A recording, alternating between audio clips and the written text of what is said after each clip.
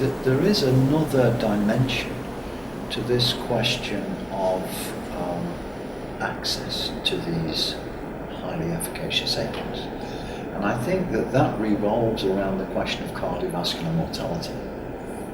And of course, what we saw in these trials, because they were relatively short, is that there was no net impact on mortality. But what we also learned is that advances in post-infarct therapies, particularly antithrombotics, other adjunct treatments, have dramatically reduced rates of cardiovascular mortality, particularly in the United States, but I believe also in Europe from the ESC surveys. So one of the questions that perhaps is going to face us is, with a patient such as the one that you described, if we don't have evidence that we're able to attenuate cardiovascular mortality, are the payers still going to push us back on that question? And in a sense, are they going to say, well, we need a trial that's 5 years or 10 years long before they're actually convinced and open the gates, so to say, for those very seriously affected patients, such as the one you described?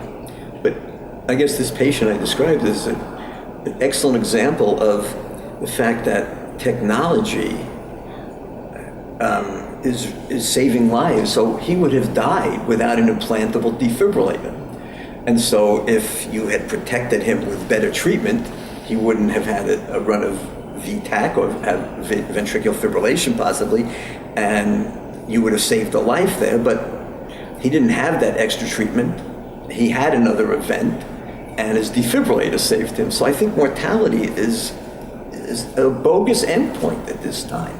It would, certainly we could show mortality, but it would take tens of thousands of people for 20 or 30 years. We get this huge differential in all-cause mortality, probably.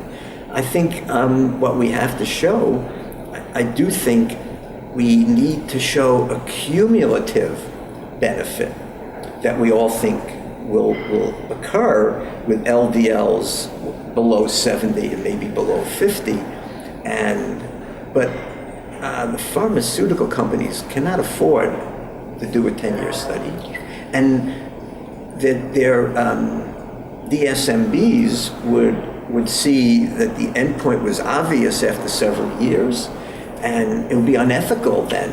But what you can do is you can, at the end of a study, you can offer people the drug at least a discount, if not for free, for being in the study, and have them come in at regular visits and keep the study going as an open label trial.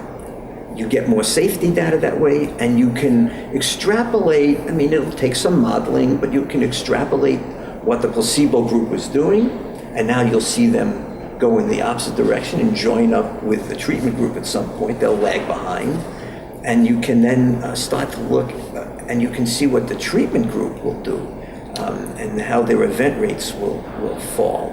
I do think, the IVUS trials show that, the natural experiments show that if you have an LDL down somewhere at 60 or below, you probably will start to regress, you won't progress, and your plaques will turn fibrotic, and you won't have events.